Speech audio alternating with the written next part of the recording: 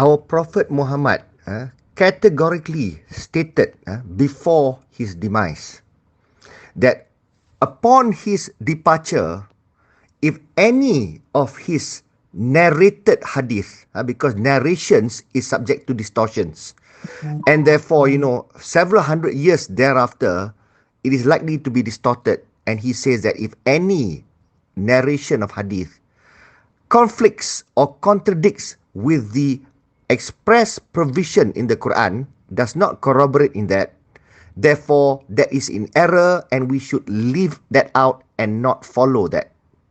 This is what Prophet Muhammad said. And therefore, there cannot be any hadith or sunnah that contravenes with what is in the Quran. So the Quran, first and foremost, Allah says, let there be no compulsion in religion. Means any religion, there must be no compulsion. Let there be means it is a command to whomsoever who has might, who has power. Dengan tangan, dengan lidah atau dengan hati. Itu iman. If we see a wrong, we are to correct it with firstly our hands. Hands means with authority vested upon us, with the power we're given. But if we are incapable of doing it with our hands, because we don't have that power, then we do it with our tongue. Tongue means our voice note, our speech, our writings, our influence, whatever, our shows, our videos, whatever, in terms of persuasion, in terms of media, in terms of engaging with people who have the hands, the powers that be, in order to persuade them to right whatever is wrong.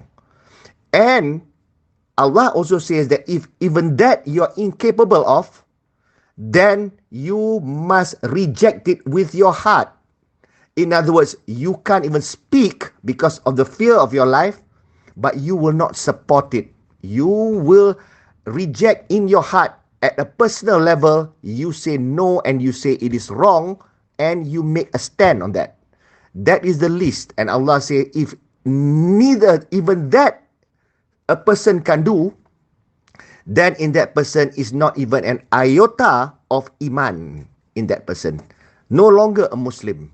This is what Allah says. So therefore now, let's go to the part where apostasy, this hadith 814, blood dia halal kalau dia denounce Islam. Okay, now answer me this. Quran, surah An-Nisa, surah 4:137. Okay, Muslims tak non-Muslims, I invite you Google that. Okay, now use your brain. Allah bagi kita brain.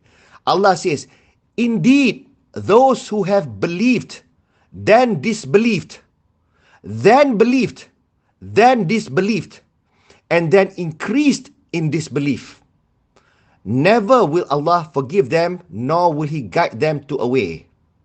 Okay, banyak. Itu Sahih International. Yusuf Ali interpret lain sikit, tapi same basis.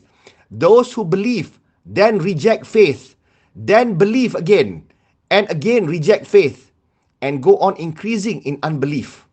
Allah will not forgive them, nor guide them on the way. Banyak lagi. Semua, Abdul Ala Maududi, Muhsin Khan, so many, macam Pig Hall. Lo, those who believe, then disbelieve, and then again believe, then disbelieve, and then increase in disbelief. Allah will never pardon them, nor will He guide them onto a way. Okay, so what does all this tell you? What does this tell you?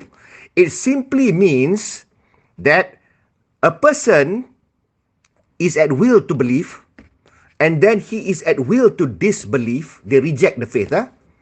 Okay, and then dia boleh believe again. Lepas tu dia boleh disbelieve, and lepas setiap kali dia disbelieve tu bertambah, menambah dia punya disbelief. Kat sini Allah says He will not forgive them. Now my question is, kalau katakan the law, Allah's law is that the minute you denounce Islam, you believe and then you reject the faith, Yusuf Ali kata, those who believe then reject faith. So reject faith, hukum bunuh terus, mati. Then how orang yang mati tu dia boleh believe again? And how orang yang dah dihukum bunuh tu boleh reject the faith again? And then they go on increasing in unbelief. Boleh ke? So therefore this ayat Quran dah tak boleh berjalan dah.